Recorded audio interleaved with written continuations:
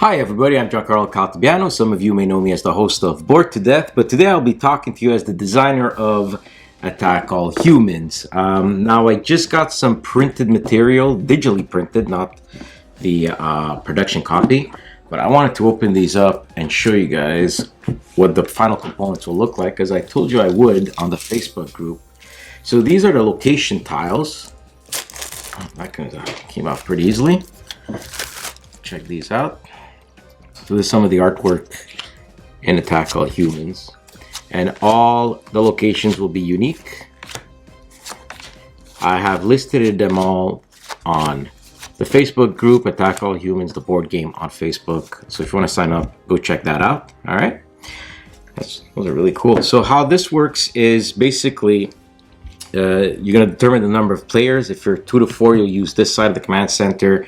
If you are 3, you'll use this side of the command center, and you're gonna randomly choose a number of location equal to the number of spaces there. So on a 3-player game, times 2 will be 6, and you will be placing these locations as such.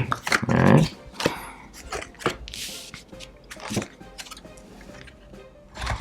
Put that there, move some of this, and lastly here.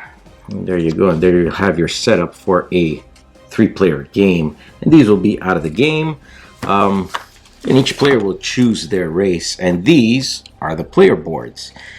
The races in the back will have their synopsis here, and these were all written by Mark Schmidt, talented Mark Schmidt. Really cool. And the front will show you how you can move, and you'll have these holding cells that will allow you to capture the dirty humans, because we will be playing as the aliens, of course. And that's how you're going to score some points, by capturing humans when you abduct them. This is the point value, but also the humans can be used to mitigate some dice, as they'll change the dice to these icons. All right, so maybe I'll be the Cathorian. This player here will be the Martians, and this player here will be the Zorgs. We are not going to be playing with the Klaatu, so goodbye Klaatu. We'll put these aside for now. Now these are the power cards. The power cards are very important in the game. Now the corners are going to be rounded. These are the power cards, and the power cards will have various symbols here that you can amplify your dice. Movement and turn order. The turn order in this game, once you play a card, the lowest number will take the number 1 disc, the second lowest number 2, and the third lowest number 3. So it's possible the game, goes counterclockwise, or maybe clockwise, and in a 4-player game it could go like this. All right, and these are all counted as well. They all go up to 60. And the game does scale, so at 4 players, you're going to be removing all the number 45s to 60, all right? So basically, you're going to give this a quick shuffle, and each player will start with 7 cards. All right, there you go, just to give you an example. Now, what else we have here? Here, this is the science deck. The science deck is really small. I'm going to have to use this one for this. These are the science deck, and the science deck is comprised of inventions that the scientists will come up with, and these are always very bad against us. You'll have some science cards here. This will roll out the tanks. Where are those tanks? There you go. These might pull out the tanks. Some other ones might pull out the planes, launch the planes. These are the planes that are gonna come after us. And last but not least, should the scientists ever complete the doomsday device, whoever did not orbit will be eliminated. So eventually you'll have to leave the game and cash in your chips, per se, kind of like Clank, because there's a couple of things that the game will win, and there's a couple of scenarios where you'll lose the game if you didn't orbit, if you didn't leave the game, this being one of them. All right, Oh, these are the mini location cards, which I forgot to talk about, that I should go. It should go next to the player boards here, because each location will have a special effect. Okay, so let's say Statue of Liberty. We'll look up Statue of Liberty here. Statue of Liberty is pretty cool. Whoever puts their conquest token on the Statue of Liberty, and whoever has the most majority control of the area, will take the ability of that location. In this case, the Statue of Liberty is if 2 alien ships. Actually, let me take my Cathorian, since I'm Cathorian. Let's say I'm there and I have the Statue of Liberty. All the humans in that location will only attack the Martian and not myself. Alright, so that's one of the abilities of Statue of Liberty. However, if I ever lose control of this area, if we're tied, well, nobody gets the thing. You definitely have to have the majority to have the ability of the location. I'm not going to talk about all the locations now. This is just a quick little overview. All right. What else do we get here? And here we have the mission cards. Now, this was our primary reason why we went on Earth. All right. And there's only 8 of them. And at the beginning of the game, we'll shuffle these up. We'll give out 2 to each player. And they will choose which mission they want to try and complete. These are secret objectives, and at the end of the game, you'll score these victory points if you do that. All right. So a quick note about the game. The game is played over 5 phases every round. All right. The first phase is the reinforcement phase. Oh, I forgot to talk about something extremely important. This is the threat track. I'll place this here. And you will put the atomic marker on the first space of the Defcon. All right. And then you will place these special elite cubes, the elite humans. You'll place them on their portrait. The elite humans will not be drawn out of the bag at the beginning of the game. Okay. They will start coming into the bag once either the DEFCON goes up or you start vaporizing a lot of humans. And as soon as you pass these lines here, well, that's when you put those humans in the bag. All right. That's Colonel Smite. The humans follow Colonel Smite's order. And when the humans will activate, they will be a Smite, meaning the scientists will activate first, the men in black, the infantry, the grays, and finally the engineer. Yes, the grays, those dirty traitors, will be considered as humans in this game. All right. They are working for the humans.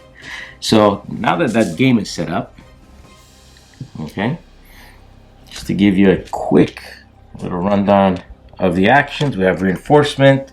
You will draw a number of humans from the bag, equal to the number of spaces there, and you'll place them starting on number 1. That will be written number 1. I'll have to redo this. That's actually a very good selection. Perfect. They're all there. All right. All right. So now we kind of know where the humans, what type of humans are going to come out. We don't know where exactly they're going to come out because this thing will turn. Okay. But right now that's reinforcement. The move and turn order phase.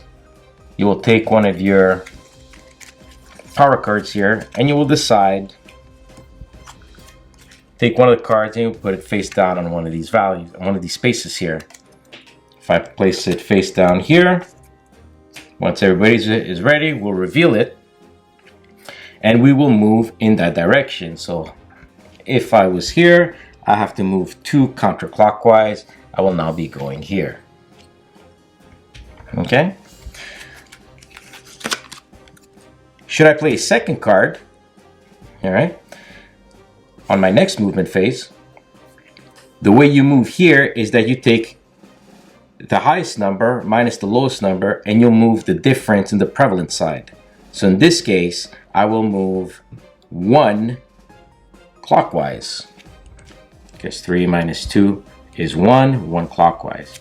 And lastly, if I play a card here, where they both have the number, you will hover in that location. All right.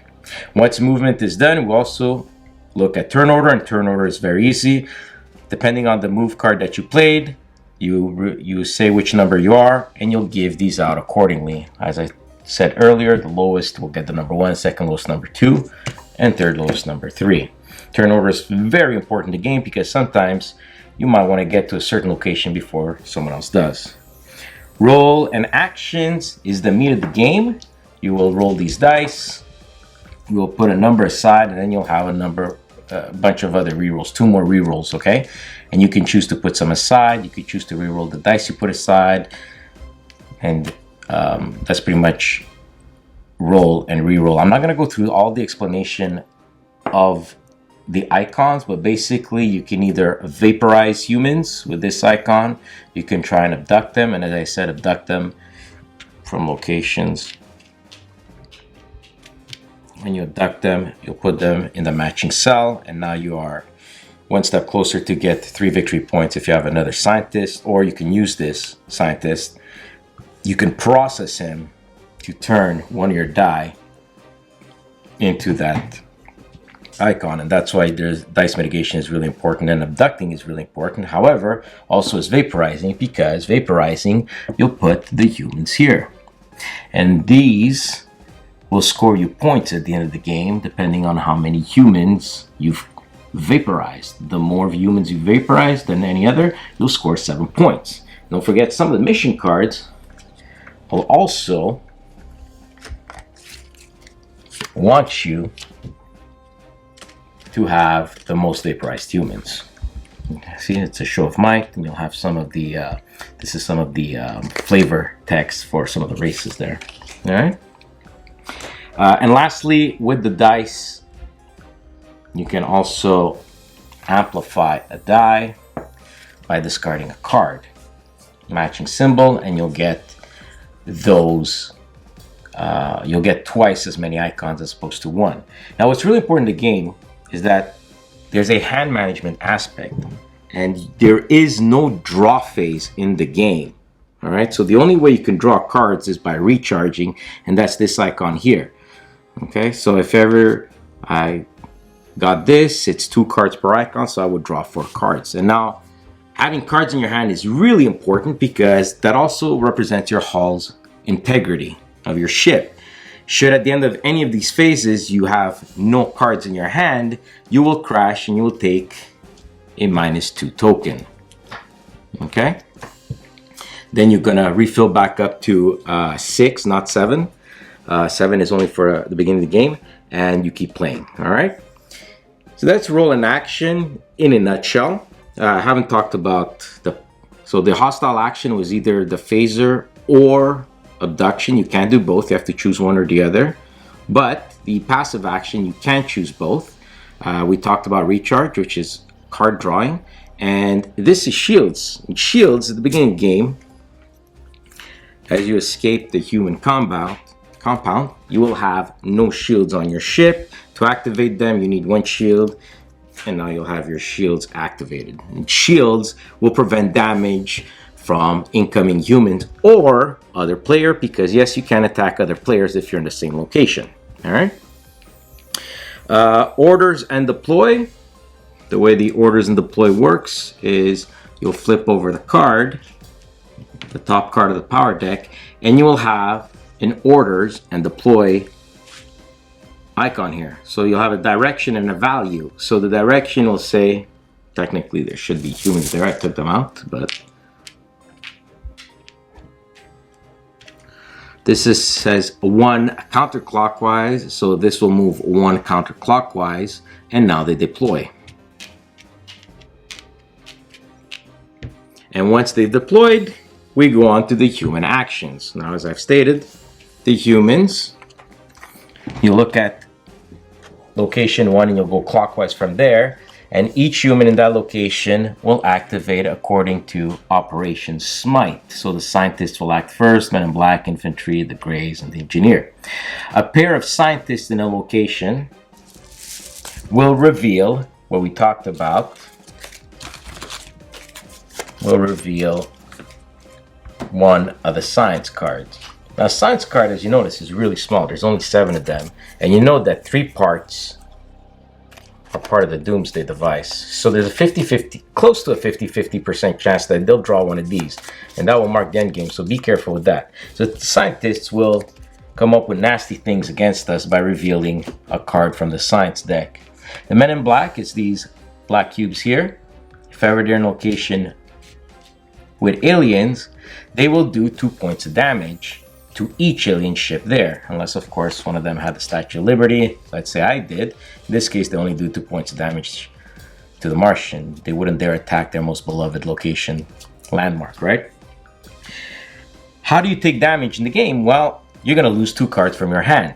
Now, that's part of the hand management. So as I said, it's very important to not go to 0 because you will crash. All right, it's not that bad in the game to crash, but you will get a -2 point. All right, the infantry is the green guys here. Their primary focus is to do 1 point of damage to any alien ships there. However, if there's no alien ships there and there's at least 2 infantry, they will conquer back your conquest tokens. And these conquest tokens, besides giving you ability of the location, they will also give you 2 points, 2 victory points at the end of the game.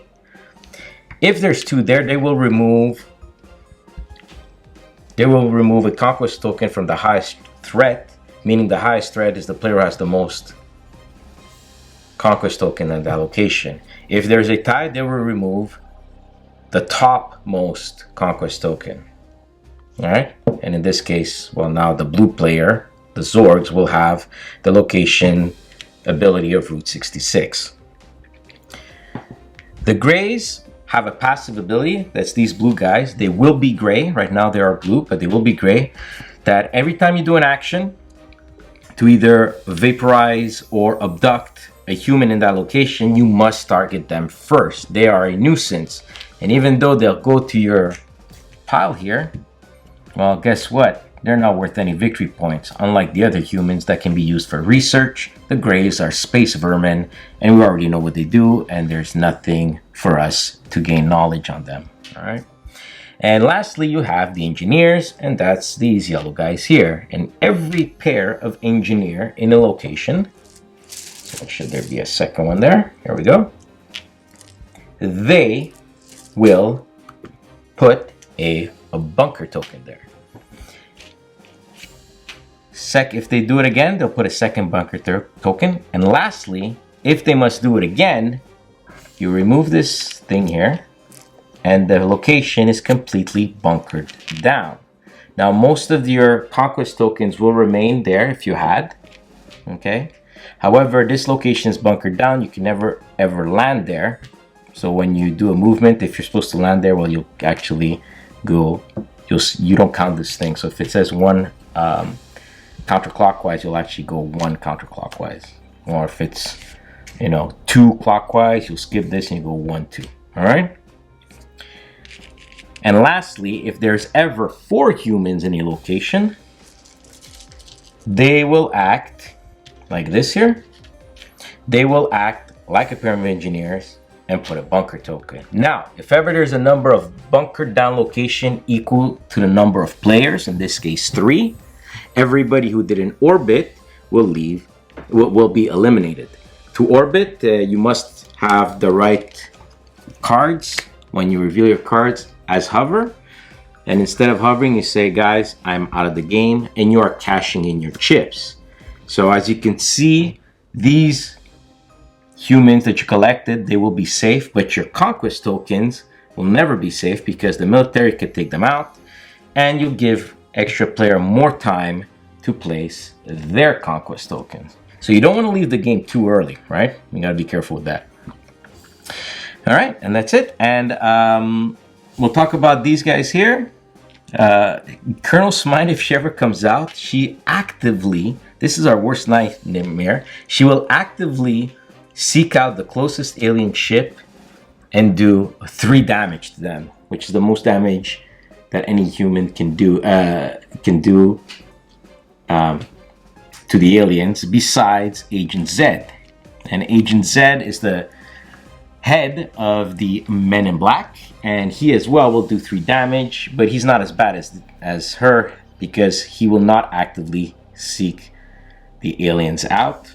Okay. However, what Agent Z does is, besides doing the 3 points of damage, he can also count as a Men in Black for final scoring. You can get 4 points. There's not a lot of Men in Blacks in the bag, so these are extremely valuable. And lastly, the President does absolutely nothing. All right. However, he's worth 5 victory points at the end of the game.